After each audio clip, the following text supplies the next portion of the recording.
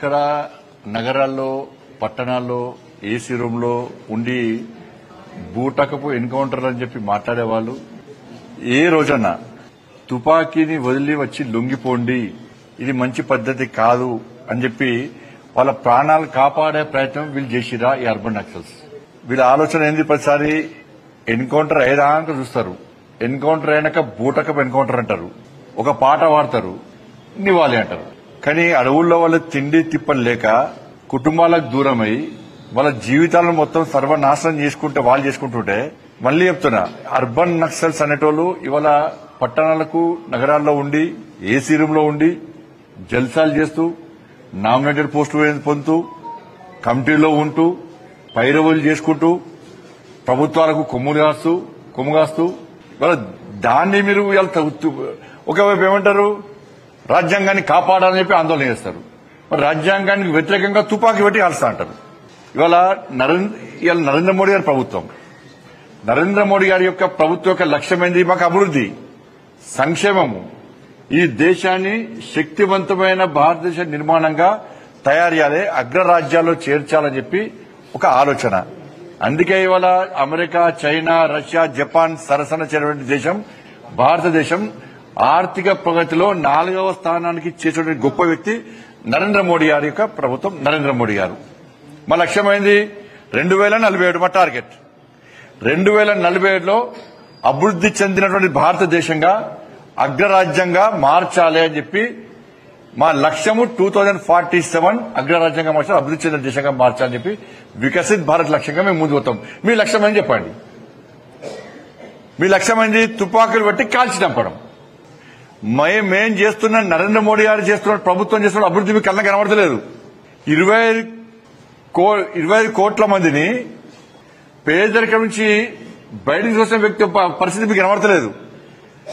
ప్రధానమంత్రి ఆవాస్ యోజన కింద పేదలకు ఇచ్చే ఇంటి కనబడతలేదు. మీలక ఖాళీ ప్లేస్ ఉంటే జెండాలు పెట్టి గుడిసెలేసి ల్యాండ్ ఓనర్స్ తో మాట్లాడుకుని పైసలు దొబ్బి మీరు వేసిన గుడిసెలలో జెండాలో ఎంతమందికి ఇండ్లు ఇప్పించారు? మీరు ఎంతమంది గుడిసెలు కట్టించారు? మీరు చెప్పండి. ప్రధానమంత్రి ఆవాస్ యోజన కింద 4 కోట్ల మందికి దేశంలో ఇండ్లు కట్టించిన ఘనత నరేంద్ర మోడీ గారి. పేదోళ్లకు రేషన్ బియ్యం ఇస్తున్నాం, 10 లక్షల మందికి రోజ్గార్ మేళా పేరు మీద ఉద్యోగాలు ఇచ్చినాం. అంత పేదోళ్లే, ఏం పైరవులు లేవు, పేపర్ లీకేజ్ కాలే. గ్రామీణ వ్యవస్థను పూర్తిగా గాంధీ మహాత్ముని యొక్క ఆశయాలకు అనుగుణంగా మేము అభివృద్ధి చేసే ప్రయత్నం చేస్తున్నాం. మా సిద్ధాంతం ఏంది? మా దీన్ దయాళ్ ఉపాధ్యాయ అని చెప్పి మాకు చిట్ట చివరి వ్యక్తికి సంక్షేమ ఫలాలు అందాలని చెప్పి అంత్యోదయ సిద్ధాంతమే ముందు పోతున్నాం మేము. మరి మీ సిద్ధాంతం ఏంది? పేదల కోసం ప్రశ్నిస్తాం, పేదల కోసం పోరాటం చేస్తామని చెప్పి మీరు అన్నారు. మరి మేం చేసిన అభివృద్ధి కనబడతలేదు, నరేంద్ర మోడీ చేసిన అభివృద్ధి కనబడతలేదు. కేవలం మతం కొంత చూస్తారు. మేము ఏం అభివృద్ధి చేసినా అభివృద్ధి గుర్తించారు, మతం పేరుతో అభివృద్ధి ప్రయత్నం చేస్తారు. మా అభివృద్ధి మీకు కనబడతలేదు, కేవలం మతం మాత్రమే కనబడుతుంది. మేము అభివృద్ధి గురించి మాట్లాడతాం, మీరు మతం గురించి మాట్లాడతారు. మళ్ళా మేము మతం గురించి మాడితే మతతత్వవాదులు అంటారు. ఇలా మీరేం చేస్తున్నారు? తెలంగాణ రాష్ట్రంలో కాంగ్రెస్ పార్టీ రేవంత్ రెడ్డి గారు 6 హామీలు ఇచ్చారు, 6 గ్యారంటీలు 100 రోజులు అమలు చేస్తున్నారు. 2500 రూపాయలు ఇచ్చిండ్రా? మరి మీరు ఎందుకు సమర్థిస్తున్నారు? ఆ ప్రభుత్వంలో ఎందుకు భాగస్వామ్యమయ్యారు మీరు? 4000 రూపాయలు ఆసరా పెన్షన్లు ఇస్తున్నారు, ఇచ్చిండా? ఇయ్యలేదు. మరి ఎందుకు ఈ ప్రభుత్వంలో భాగస్వామ్యమయ్యారు మీరు? భూములు ఇచ్చిండా? ఉద్యోగాలు ఇచ్చిండా? నిరుద్యోగ వృత్తి ఇచ్చిండా?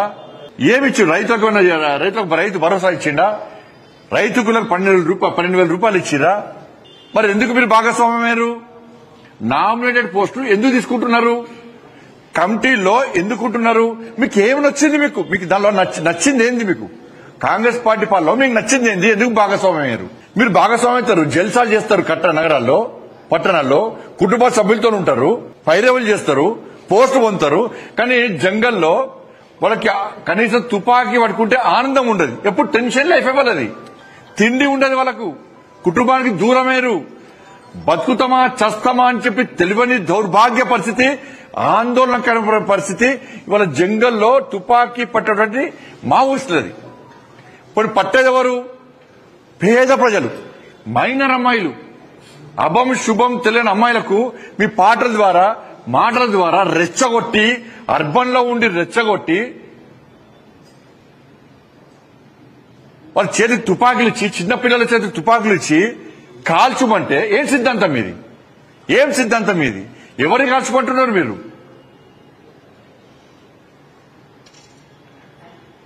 మేము ఇవన్నీ ఇలా మీరు ఇక్కడ రెచ్చగొడతారు. పోనీ 10 రోజులు తుపాకీ పట్టుకొని జంగాలు తిరిగితే ఈ అర్బన్ నక్సల్స్ తెలుస్తుంది. పాప వాళ్ళేమో చచ్చిపోతారా? ఇలా ఇంకొక లొంగిపోయిన నక్సల్ గురించి మాట్లాడాను. లొంగిపోయిన మావోయిస్టులు వాళ్ళు ఎంత నిజాయితీ పరులంటే వాళ్ళు బయటకు వచ్చాక ప్రభుత్వం ఇచ్చేటువంటి సహాయ సహకారాలతో మాత్రమే బతికే పరిస్థితి వాళ్ళది. కానీ అర్బన్ నక్సల్స్ వాళ్ళ త్యాగం చేయాలి, వాళ్ళు తిండి తిప్పలున్నది. వీళ్ళేం చేస్తారు? కోట్ల రూపాయలు సంపాదిస్తారు. ఏమనంటే ఆ సుందర విజ్ఞాన కేంద్రాలు కూర్చొని మీటింగ్లు పెడతారు, ఇందిరా చౌక్ దగ్గర 10 మందితో ధర్నా చేస్తారు, గొంగర కూడా ఏదో చిన్న చిన్న పాటలు పాడతారు, ఏసీ రూమ్ లో కూర్చుంటారు. మీకు ఏమాత్రం నైతికత ఉంటే ఎవరైతే ఇప్పుడు ప్రభుత్వంలో ఎవరైతే నామినేటెడ్ పోస్ట్ పొందినరో, ఎవరైతే కమిటీలో ఉన్నారో మీరు వెంటనే రాజీనామా చేయండి. మీరు ఫస్ట్ రాజీనామా చేయండి. కారణాలు ఎదురుతారు. ఇలా మా లక్ష్యాన్ని మీరు కాదంటారా? 2047 లక్ష్యంగా, వికసిత్ భారత్ లక్ష్యంగా మేము ముందు పోతున్నాం. మీరు దాన్ని సమర్థిస్తారా, వ్యతిరేకిస్తారా? ఇంత జరుగుతుంటే ఎన్కౌంటర్లు జరుగుతున్నాయి, వాళ్ళు పోలీసులుగా కాల్పులు జరుపుతున్నారు. ఇంత జరుగుతుంటే కనీసం మానవత్వంతో లొంగిపోండి అని చెప్పేటువంటి ఆలోచన లేకున్నటువంటి ఇంత మూర్ఖత్వపు ఆలోచన సిద్ధాంతం ఏది మీది? పెద్ద పెద్ద నాయకులు అందరూ లొంగిపోతున్నారు. లొంగిపోయిన వాళ్ళందరూ కూడా వెంటనే లొంగిపోండి, పరిస్థితులు బాగలేవు, దేశం మారింది, దేశ పరిస్థితులు మారినాయి అని వాళ్ళు గుర్తించారు. జంగల్లో ఉన్నోళ్ళు గుర్తించారు. మోడీ గారు చేసే అభివృద్ధిని జంగల్లో ఉన్నోళ్ళు గుర్తించి కానీ ఈ అర్బన్ లో ఉన్నటువంటి అర్బన్ నక్సల్స్ మాత్రం గుర్తిస్తలేరు. ఆయన ఒక పెద్ద మనిషి అన్నాడు, పేరు గుర్తిస్తలేదు, కమ్యూనిస్ట్ నాయకుడు. 60 సంవత్సరాల తర్వాత ఈ కమ్యూనిస్ట్ సిద్ధాంతము మనుషులకి మనకి మానసిక రోగం ఉన్నట్టేనట. అదొక మానసిక రోగం అన్నాడట. అదే గుర్తొస్తుంది ఇవాళ. మీరు నన్ను తిట్టడం కాదు, నాకు కౌంటర్ చేయడం కాదు, నా మీద రౌండ్ టేబుల్ సమావేశం పెట్టడం కాదు. ఇప్పటికైనా మీరు ఆలోచించండి, ఆత్మ విమర్శ చేసుకోండి.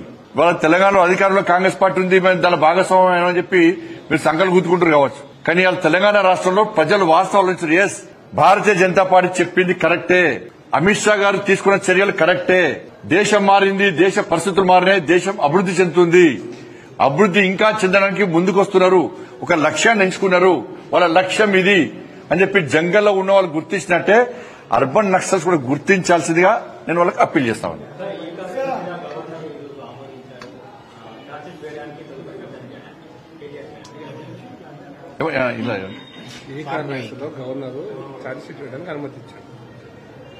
ఇప్పుడు ప్రభుత్వం ఎన్నో విమర్శించింది కదా, ఇప్పుడు చెప్పాలి, రాష్ట్ర ముఖ్యమంత్రి సమాధానం చెప్పాలి, ఏం చేస్తారని. అది ఇన్ని రోజులు గవర్నర్ ఆమోదం పర్మిషన్ ఇవ్వద్దనే కాంగ్రెస్ పార్టీ కోరుకున్నది. ఎందుకంటే బీజేపీని బదనాం చేయాలి, ఎందుకంటే వాళ్ళ మధ్యలో ఉన్నాయి కదా, దోస్తాను ఉంది కదా. 2 సంవత్సరాలే రాష్ట్ర ముఖ్యమంత్రి గారు ఏమన్నారు, ఎన్నికలకు రాకముందు మొత్తం ఉన్న రికవరీ చేస్తా, ఆస్తులు జప్తు చేస్తా, దున్నిస్తా, కేసీఆర్ కుటుంబాన్ని జైలుకు పంపుతా అన్నాడు. కనీసం జైలు కాదు, కనీసం వాళ్ళు ముట్టుకున్నటువంటి పాపన పోలే. లోపాయకారి ఒప్పందంతో ఇవాళ రాష్ట్ర ముఖ్యమంత్రి అందుకెత్తున్న ఈ తెలంగాణ రాష్ట్రంలో ఆర్కే పాలన సాగుతున్నది. ఆర్కే రేవంత్ రెడ్డి కేటీఆర్ పాలన కొనసాగుతున్నది. అది తప్పించుకోవడానికి మా మీద నిలుస్తారు. అంతా కూడా ఇలా కానీ గింత అవినీతి జరిగిందని చెప్పి ఎన్నికల ముందు ఆరోపణ చేసిన రాష్ట్ర ముఖ్యమంత్రి ఏ ఒక్కదాని చర్య తీసుకోకుండా ఏమంటే గవర్నర్ ఫైల్ పంపడము, గవర్నర్ పెండింగ్ ఉంది, సిబిఐ ఢిల్లీలో పెండింగ్ ఉంది. నీ చేతుల్లో ఫస్ట్ ఏ రాదు. ఇక కేసీఆర్ బీఆర్ఎస్ గవర్నమెంట్ లో అవినీతి ఏం జరగలేదంటే ఒప్పుకుంటారు వీళ్ళందరినీ.